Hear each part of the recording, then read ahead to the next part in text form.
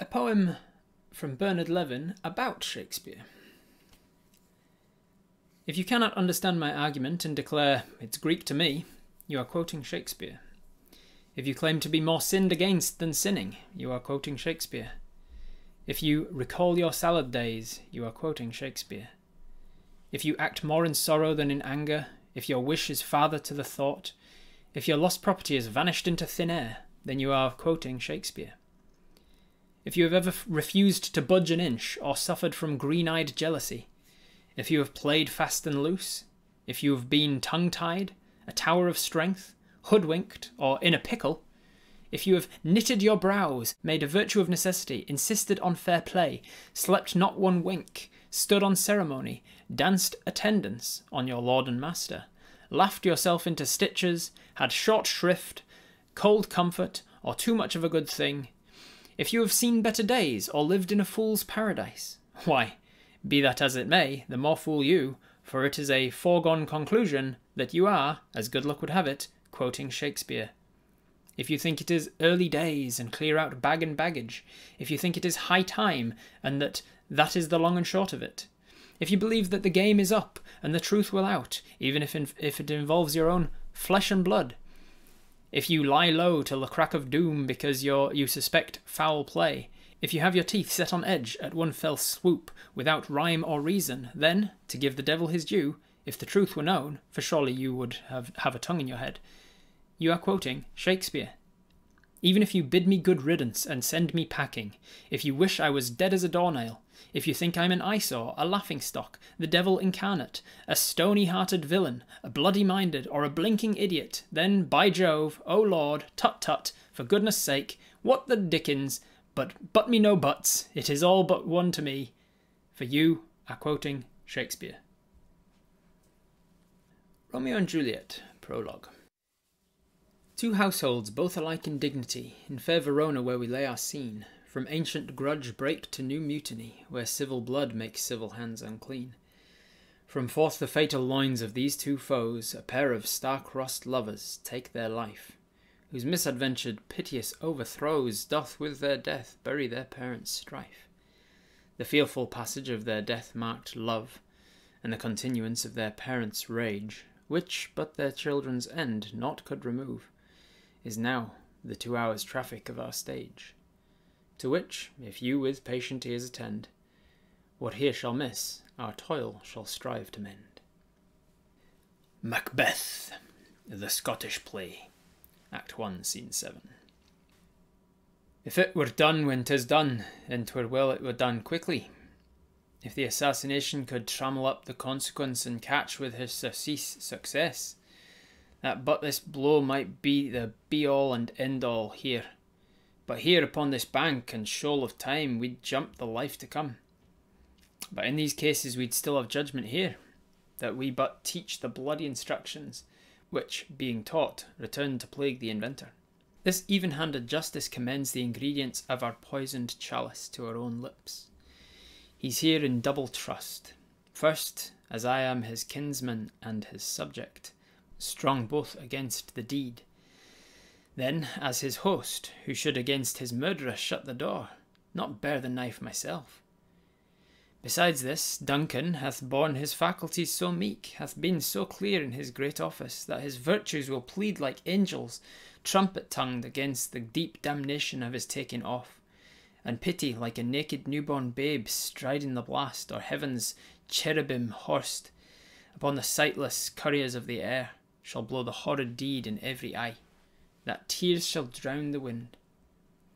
I have no spur to prick the sides of my intent, but only vaulting ambition which overlaps itself and falls on the other.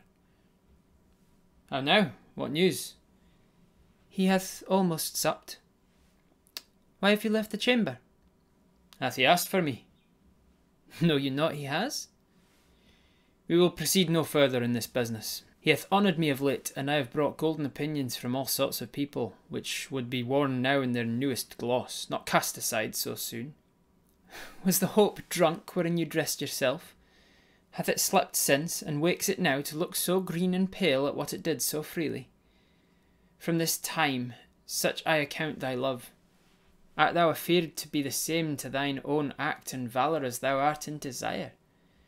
Would thou have that which thou esteem'st the ornament of life, and live a coward in thine own esteem, letting I dare not wait upon I would, like the poor cat in the adage? Prithee, peace. I dare do all that may become a man. Who dares do more is none. What beast was then that made you break this enterprise to me? When you durst do it, then you were a man. And to be more than what you were, you would be so much more than a man. Nor time nor place did then adhere, and yet you would make both. They have made themselves, and that, their fitness now, does unmake you. I have given suck, and I know how tender 'tis to love the babe that milks me. I would, while it was smiling in my face, have plucked my nipple from his boneless gums and dashed the brains out had I so sworn as you have done this. If we should fail. We fail? But screw your courage to the sticking place, and we'll not fail. When Duncan is asleep, whereto the rather shall his day's hard journey soundly invite him? His two chamberlains will I, with wine and wassail, so convince that memory, the warder of the brain, shall be a fume, and the receipt of reason a limbeck only. When in swinish sleep that drenched nature's lie is in a death, what cannot you and I perform upon the unguarded Duncan? What not put upon his spongy officers who bear the guilt of our great quell? Bring forth men, children only, for thy undaunted metal should compose nothing but males. Will it not be received, when we have marked with blood those sleepy two of his own chamber, and used their very daggers, that they have done't? Who dares receive it other, as we shall make our griefs and clamour roar upon his death? I am settled, and bend up each corporal agent to this terrible feat. Away, and mock the time with fairest show. False face must hide what false heart doth know. Macbeth, Act 2, Scene 1. Go, bid thy mistress, when my drink is ready, she strike upon the bell. Get thee to bed.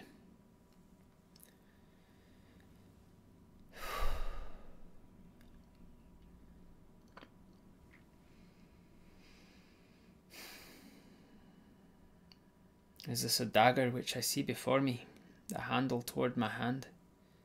Come, let me clutch thee. I have thee not, and yet I see thee still. Art thou not fatal vision sensible, to feeling as to sight? Or art thou but a dagger of the mind, of false creation, proceeding from the heat-oppressed brain? I see thee yet in form as palpable as that which now I draw. Thou marshall'st me the way that I was going, and such an instrument I was to use. Mine eyes are made the fools of other senses, or else worth all the rest. I see thee still, and on thy blade and dudgeon gouts of blood, which was not so before. There's no such thing. It is the bloody business which informs thus to mine eyes. Now, o'er the one half-world nature seems dead, and wicked dreams abuse the curtained sleep. Witchcraft celebrates pale Hecate's offerings and withered murder. Alarmed by his sentinel, the wolf whose howls his watch, thus with his stealthy pace, with Tarquin's ravishing strides towards his design, moves like a ghost. Thou sure and firm-set earth, hear not my steps, which way they work, for fear thy very stones prate of my whereabout, and take the present horror from the time which now suits with it. Whiles I threat, he loves. Words to the heat of deeds too cold breath gives. I go, and it is done. The bell invites me. Hear it not, Duncan, for it is a knell that summons thee to heaven or to hell. Julius Caesar, Act 3, Scene 2. Then follow me, and give me audience, friends. Cassius, go you into the other street, and part the numbers. Those that will hear me speak, let them stay here, and those that will follow Cassius go with him, and public reasons shall be rendered of Caesar's death. Be patient till the last. Romans, countrymen, and lovers, Hear me for my cause, and be silent, that you may hear. Believe me for mine honour, and have respect to mine honour, that you may believe. Censure me in your wisdom, and awake your senses, that you may the better judge. If there be any in this assembly, any dear friend of Caesar's, to him I say that Brutus's love to Caesar was no less than his. If then that friend demand why Brutus rose against Caesar, this is my answer. Not that I loved Caesar less, but that I loved Rome more. Had you rather Caesar were living and die all slaves, than that Caesar were dead to live all free men? As Caesar loved me, I weep for him. As he was fortunate, I rejoice at it. As he was valiant, I honour him. But as he was ambitious, I slew him. There is tears for his love, joy for his fortune, honour for his valour, and death for his ambition. Who is here so base that would be a bondman? If any, speak, for him I have offended. Who is here so rude that would not be a Roman? If any, speak, for him I have offended. Who is here so vile that will not love his country? If any, speak, for him I have offended. I pause for a reply.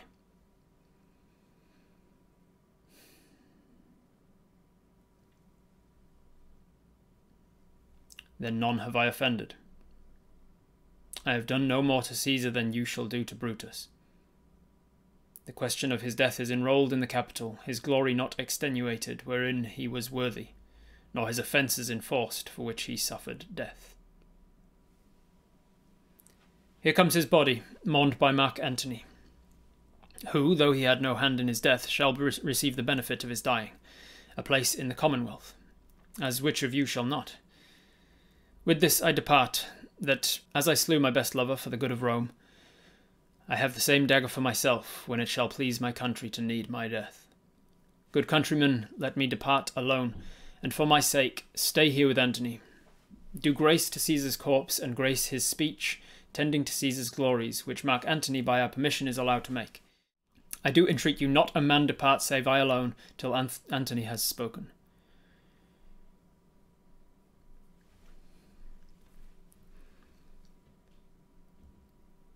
Friends, Romans, countrymen, lend me your ears. I come to bury Caesar, not to praise him. The evil that men do lives after them. The good is oft interred with their bones. So let it be with Caesar. The noble Brutus hath told you Caesar was ambitious. If it were so, it was a grievous fault, and grievously hath Caesar answered it. Hear and leave of Brutus and the rest, for Brutus is an honourable man. So are they all, honourable men. Come I to speak in Caesar's funeral. He was my friend, faithful and just to me. But Brutus says he was ambitious, and Brutus is an honourable man. He hath brought many captives home to Rome, whose ransoms did the great coffers fill. Did this in Caesar seem ambitious? When that the poor have cried, Caesar hath wept. Ambition should be made of sterner stuff. Yet Brutus says he was ambitious, and Brutus is an honourable man. You all did see that on Lupercal I thrice presented him a kingly crown, which he thrice refused. Was this ambition? Yet Brutus says he was ambitious, and sure he is an honourable man. I speak not to disprove what Brutus spoke, but I am here to speak what I do know. You all did love him once, not without cause. What cause withholds you then to mourn for him? O judgment, thou art fled to brutish beasts, and men have lost their reason. Bear with me, my heart is in the coffin there with Caesar, and I must pause till it come back to me. Sonnet 29. When, in disgrace with fortune and men's eyes, I all alone beweep my outcast state, and trouble deaf heaven with my bootless cries, and look upon myself and curse my fate, wishing me like to one more rich in hope, featured like him with friends possessed, desiring this man's art and that man's scope, with what I most enjoy contented least.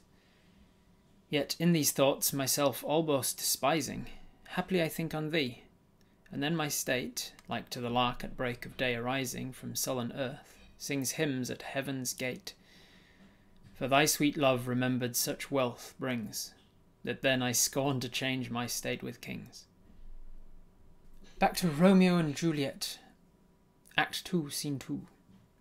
He jests at scars that never felt a wound. But soft, what light through yonder window breaks? It is the east, and Juliet is the sun. Arise, fair sun, and kill the envious moon, who is already sick and pale with grief, that thou, her maid, art far more fair than she. Be not her maid, since she is envious. Her vestal livery is but sick and green, and none but fools do wear it. Cast it off. It is my lady, oh, it is my love. Oh, that she knew she were. She speaks, yet she says nothing, what of that? Her eye discourses, I will answer it. I am too bold, 'tis not to me she speaks. Two of the fairest stars in all the heaven, having some business, do entreat her eyes to twinkle in their spheres till they return. What if her eyes were there, they in her head? The brightness of her cheek would shame those stars, as daylight doth a lamp. Her eyes in heaven would through the airy region stream so bright that birds would sing and think it were not night. See how she leans her cheek upon her hand. Oh, that I were a glove upon that hand, that I might touch that cheek. Ay, me, she speaks. Oh, speak again, bright angel, for thou art as glorious to the night. Bring o'er my head, as a winged messenger of heaven, upon the white-turned wondering eyes of mortals, that fall back to gaze on him, when he bestrides the lazy pacing clouds and sails upon the bosom of the air. Oh, Romeo, Romeo, wherefore art thou Romeo? Deny thy father and refuse thy name, or if thou wilt not, be but sworn my love, and I'll no longer be a Capulet. Shall I hear more, or shall I speak at this? 'Tis but thy name that is my enemy. Thou art thyself, though not a Montague. What's Montague? It is nor hand, nor foot, nor arm, nor face, nor any other part belonging to a man. Oh, be so other name. What's in a name? That which we call a rose by any other name would smell as sweet. So Romeo would, were he not Romeo called, retain that dear perfection which he owes without that title. Romeo, doff thy name, and for that name which is no part of thee, take all myself. I take thee at thy word. Call me but love, and I'll be new baptized. Henceforth I will never be Romeo. What man art thou that thus bescreened in night so stumblest on my counsel? By a name. I know not how to tell thee who I am. My name, dear saint, is hateful to myself, because it is an enemy to thee. Had I it written, I would tear the word. My ears have not yet drunk 100 words of that tongue's utterance, yet I know the sound. Art thou not Romeo, and a Montague? Neither, fair saint, if either thee dislike. How camest thou hither? Tell me, and wherefore? The orchard walls are high and hard to climb, and the place death, considering who thou art, if any of my kinsmen find thee here. With love's light wings did I o'erperch these walls, for stony limits cannot hold love out, and what love can do that dares love attempt, therefore thy kinsmen are no let to me. If they do see thee, they will murder thee. Alack, there lies more peril in thine eye than 20 of their swords. Look thou but sweet, and I am proof against their enmity. I would not for the world they saw thee here. I have night's cloak to hide me from their sight, and but thou love me, let them find me here. My life were better ended by their hate than death prolonged wanting of thy love. By whose direction foundst thou out this place? By love, who first did prompt me to inquire. He lent me counsel, and I lent him eyes. I am no pilot, yet wert thou as far as that vast shore washed with the farthest sea, I would adventure for such merchandise. Thou know'st the mask of night is on my face, else would a maiden blush bepaint my cheek. For that which thou hast heard me speak tonight, fain would I dwell on form, fain deny what I have spoke, but farewell compliment. Dost thou love me? I know thou wilt say aye, and I will take thy word. Yet if thou swearst, thou mayst prove false. At lovers' perjuries then say, Jove laughs. O gentle Romeo, if thou dost love, pronounce it faithfully. Or if thou think'st I am too quickly won, I'll frown and be perverse and say thee nay, so thou wilt woo. But else, not for the world. In truth, fair Montague, I am too fond, and therefore thou mayst think my behaviour light. But trust me, gentlemen, I'll prove more true than those that have more cunning to be strange. I should have been more strange, I must confess, but that thou overheardst, I was aware my true love's passion. Therefore pardon me, and not impute this yielding to light love, which the dark night hath so discovered. Lady, by yonder blessed moon I swear, that tips with silver all these fruit tree-tops. Oh, swear not by the moon, the inconsistent moon, the monthly changes in her circled orb, lest that thy love prove likewise variable. What shall I swear by? Do not swear at all, or if thou wilt, swear by thy gracious self, which is the god of my idolatry, and I'll believe thee. If my heart's dear love, well, do not swear. Although I joy in thee, I have no joy of this contract tonight. It is too rash, too unadvised, too sudden, too like the lightning which doth cease to be ere one can say, it lightens. Sweet good night, this bud of love, by summer's ripening breath, may prove a beauteous flower when next we meet. Good night, sweet repose and rest come to thy heart as that within my breast. Oh, wilt thou leave me so unsatisfied? What satisfaction canst thou have tonight? The exchange of thy love's faithful vow for mine. I gave thee mine before thou didst request it, and yet I would it were to give again. Wouldst thou withdraw it? For what purpose, love? But to be frank, and give it thee again. And yet I wish but for the thing I have. My bounty is as boundless as the sea, my love as deep, the more I give to thee. The more I have, for both are infinite. I hear some noise within. Dear love, adieu. Anon, good nurse! Sweet Montague, be true. Stay but a little, I will come again. Oh, blessed night, I am afeard. Being in night, all this is but a dream too flattering sweet to be substantial. 3 words, dear Romeo, and good night indeed. If that be bent of love be honourable, thy purpose marriage, send me word tomorrow, by one that I'll procure to come to thee, where and what time thou wilt perform the rite, and all my fortunes at thy foot I lay, and follow thee, my lord, throughout the world. Madam! I come anon, but if thou mean'st not well, I do beseech thee. Madam! By and by I come, to cease thy suit, and leave me to my grief. Tomorrow I will send.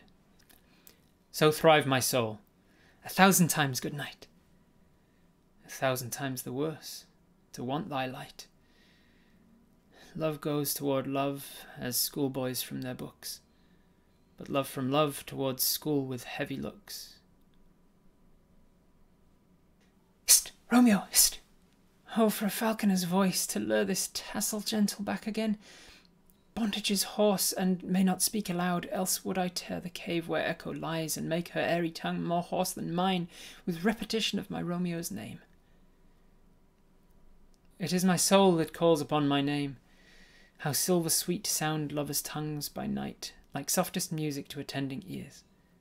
Romeo! My dear, at what o'clock tomorrow shall I send to thee? At the hour of 9. I will not fail. 'Tis 20 years till then. I have forgot why I did call thee back. Let me stand here till thou remember it. I shall forget to have thee stand there, remembering how I love thy company. And I'll still stay, to have thee still forget, forgetting any other home but this. 'Tis almost morning. I would have thee gone, and yet no further than a wanton's bird, who lets it hop a little from her hand, like a poor prisoner in his twisted gyves, and with a silk thread plucks it back again, so loving jealous of his liberty. I would I were thy bird. Sweet, so would I. Yet I should kill thee with much cherishing. Good night, good night. Parting is such sweet sorrow that I shall say good night till it be morrow. Sleep dwell upon thine eyes, peace in thy breast. Would I were sleep and peace so sweet to rest. Hence will I to my ghostly father's cell, to help his crave and my dear hap to tell. Sonnet 116. Let me not to the marriage of true minds admit impediments. Love is not love which alters when it alteration finds, or bends with the remover to remove. Oh no, it is an ever-fixed mark, that looks on tempests and is never shaken. It is the star to every wandering bark, whose worth's unknown, although his height be taken. Love's not time's fool, though rosy lips and cheeks within his bending sickle's compass come. Love alters not with his brief hours and weeks, but bears it out, even to the edge of doom. If this be error and upon me proved, I never writ, nor no man ever loved, ever loved. Richard the Third, Act 1, Scene 1. Now is the winter of our discontent, made glorious summer by this son of York, and all the clouds that lowered upon our house, in the deep bosom of the ocean buried. Now are our brows bowed with victorious wreaths, our bruised arms hung up for monument, our stern alarums changed to merry meetings, our dreadful marches to delightful measures. Grim-visaged war hath smoothed his wrinkled front, and now, instead of mounting barbed steeds to fright the souls of fearful adversaries, he capers nimbly in a lady's chamber, to the lascivious pleasing of a lute. But I, that I am not shaped for sportive tricks, nor made to court an amorous looking-glass, I, that am rudely stamped, and want love's majesty to strut before a wanton ambling nymph, I that am curtailed of this fair proportion, cheated of feature by dissembling nature, deformed, unfinished, sent before my time into this breathing world, scarce half made up, and that so lamely and unfashionable that dogs bark at me as I halt by them. Why, I in this weak piping time of peace have no delight to pass away the time, unless to see my shadow in the sun and descant on mine own deformity. And therefore, since I cannot prove a lover to entertain these fair well-spoken days, I am determined to prove a villain and hate the idle pleasures of these days. Plots have I laid, inductions dangerous by drunken prophecies, libels and dreams, to set my brother Clarence and the king in deadly hate the one against the other. And if King Edward be as true and just as I am subtle, false, and treacherous, this day should Clarence closely be mewed up about a prophecy, which says that G of Edward's heirs the murderer shall be. Dive, thoughts, down to my soul, here Clarence comes. Hamlet! The famous one, of course, Hamlet, Act 3, Scene 1, where Hamlet debates killing himself. Probably the most famous soliloquy in all of Shakespeare's works.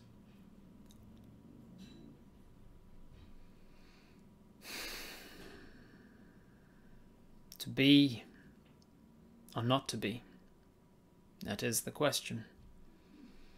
Whether it is nobler in the mind to suffer the slings and arrows of outrageous fortune, or to take arms against a sea of troubles and by opposing end them. To die, to sleep, no more, and by a sleep to say we end the heartache and the 1,000 natural shocks that flesh is heir to, 'tis a consummation devoutly to be wished. To die, to sleep. To sleep, perchance to dream, aye, there's the rub, for in that sleep of death what dreams may come when we have shuffled off this mortal coil must bring us pause. There's the respect that makes calamity of so long life. For who would bear the whips and scorns of time, the oppressor's wrong, the proud man's contumely, the pangs of despised love, the law's delay, the insolence of office, and the spurns that patient merit of the unworthy takes, when he himself might his quietus make with a bare bodkin? Who would fardels bear to grunt and sweat under a weary life, but that the dread of something after death, the undiscovered country from whose bourne no traveller returns, puzzles the will, and makes us rather bear those ills we have than fly to others that we know not of. Thus conscience does make cowards of us all. And thus the native hue of resolution is sicklied o'er with the pale cast of thought, and enterprises of great pith and moment with this regard their currents turn awry and lose the name of action. Soft you now. The fair Ophelia, nymph, in thy orisons be all my sins remembered. Sonnet 130. My mistress' eyes are nothing like the sun. Coral is far more red than her lips red. If snow be white, why then her breasts are dun. If hairs be wires, black wires grow on her head. I have seen roses damasked, red and white, but no such roses see I in her cheeks. And in some perfumes is there more delight than in the breath that from my mistress reeks. I love to hear her speak, yet well I know that music hath a far more pleasing sound. I grant I never saw a goddess go. My mistress, when she walks, treads on the ground. And yet, by heaven, I think my love as rare as any she belied with false compare. As You Like It, Act 2, Scene 7. Thou seest we are not all alone unhappy. This wide and universal theatre presents more woeful pageants than the scene wherein we play in. All the world's a stage, and all the men and women merely players. They have their exits and their entrances, and one man in his time plays many parts, his acts being 7 ages. At first the infant, mewling and puking in the nurse's arms, and then the whining schoolboy with his satchel and shining morning face, creeping like snail unwillingly to school. And then the lover, sighing with furnace, with a woeful ballad made to his mistress's eyebrow. Then a soldier, full of strange oaths, and bearded like the pard, jealous in honour, sudden and quick in quarrel, seeking the bubble reputation even in the cannon's mouth. And then the justice, in fair round belly, with good capon lined, with eyes severe, and beard of formal cut, full of wise saws and modern instances. And so he plays his part. The 6th age shifts into the lean and slippered pantaloon, with spectacles on nose and pouch on side, his youthful hose well saved, a world too wide for his shrunk shank, and his big manly voice, turning again towards childish treble, pipes and whistles in his sound. Last scene of all, that ends this strange eventful history, is second childishness and mere oblivion, sans teeth, sans eyes, sans taste, sans everything. Sonnet 27. Weary with toil, I haste me to my bed, the dear repose for limbs with travel tired. But then begins a journey in my head, to work my mind when body's work's expired. For then my thoughts, from far where I abide, intend a zealous pilgrimage to thee, and keep my drooping eyelids open wide, looking on darkness which the blind do see. Save that my soul's imaginary sight presents thy shadow to my sightless view, which, like a jewel hung in ghastly night, makes black night beauteous and her old face new.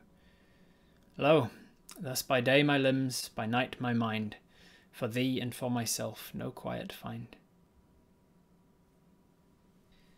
Alright, last for the day then, the last of the Robert Reed's Shakespeare.